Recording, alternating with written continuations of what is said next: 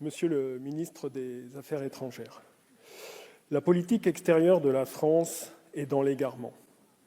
Le renvoi de l'ambassadeur de France au Mali par les autorités maliennes en raison de vos propos récents, monsieur le ministre, 2 jours après que le porte-parole du gouvernement de transition du Mali ait demandé à la ministre des Armées de la France de se taire, n'est pas une anecdote.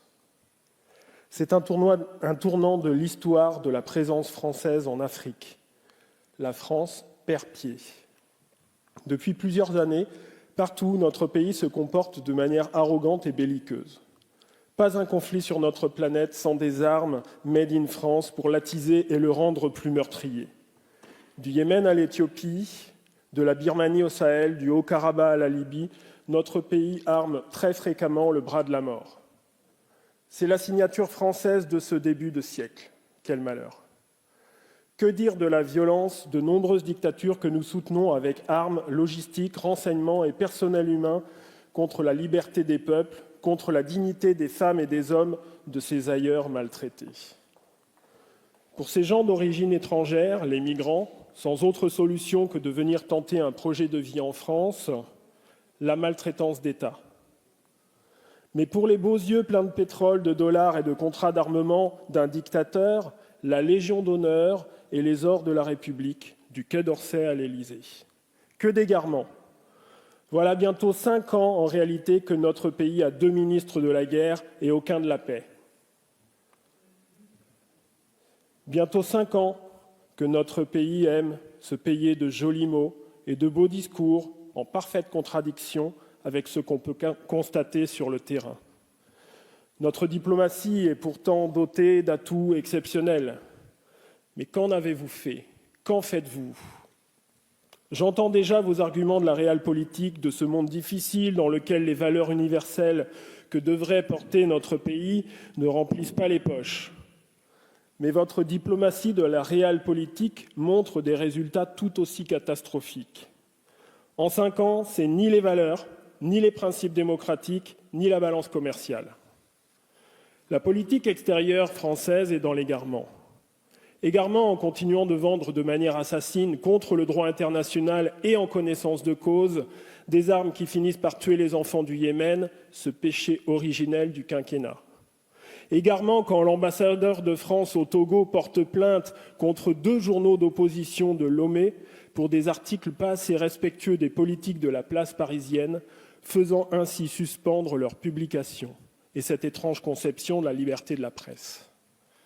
Également dans votre habitude de soutenir le 3e mandat de chef d'État devenu par là même dictateur et qui n'en demandait pas tant de la part de la France. Également criminel en ne reconnaissant pas cette terrible bavure au Mali en janvier 2021 qui, d'après une minutieuse enquête des Nations Unies, a reconnu que notre armée avait tué 19 civils à Bounti. Rien d'étonnant à ce qu'aujourd'hui le gouvernement de transition du Mali humilie quotidiennement notre drapeau bleu, blanc et rouge.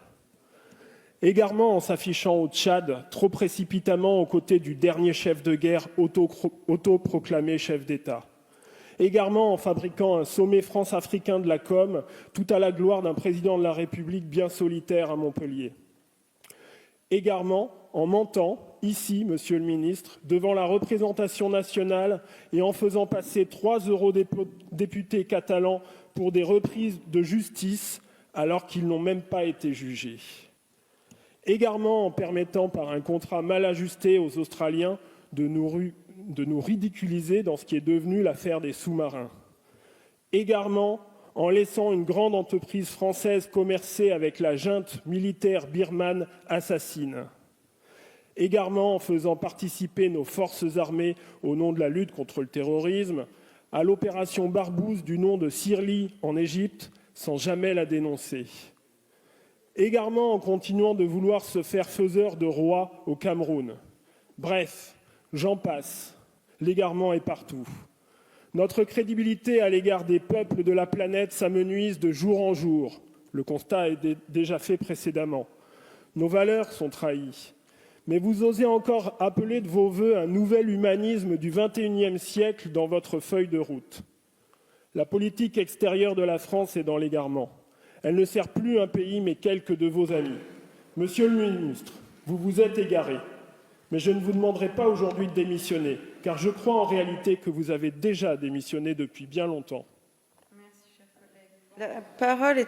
Monsieur le ministre, Guinée, Mali, Burkina Faso, les changements de régime dans le Sahel vous obligent à modifier radicalement votre politique dans la zone. Au Mali et au Burkina Faso, les coups d'État militaires semblent moins contestés que la présence française.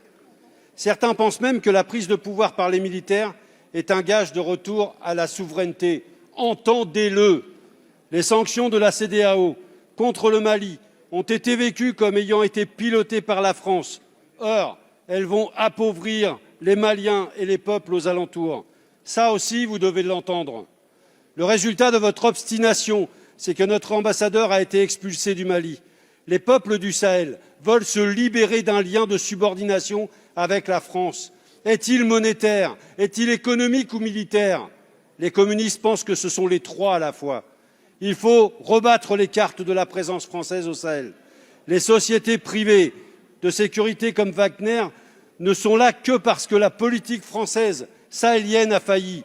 Malgré le courage de nos soldats, au Sahel, l'armée française a échoué. En conséquence, annoncez un plan de retrait de nos troupes avec un agenda concerté. Plutôt que les accords d'Alger qui vont déchirer le Mali, soutenez le désarmement de tous les groupes armés, comme proposé dans la feuille de route de Lusaka. Rendez une deuxième fois leur indépendance à ces États. Mettez fin au franc CFA et au pillage des ressources par les multinationales françaises. Faites respecter la démocratie et écoutez les peuples et pas seulement leurs dirigeants. Les communistes et toutes les organisations de progrès sur place vous le demandent.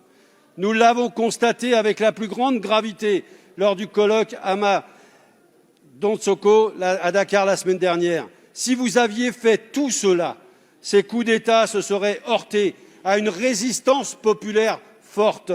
Monsieur le ministre, n'est-il pas temps d'écouter enfin les forces de progrès africaines ?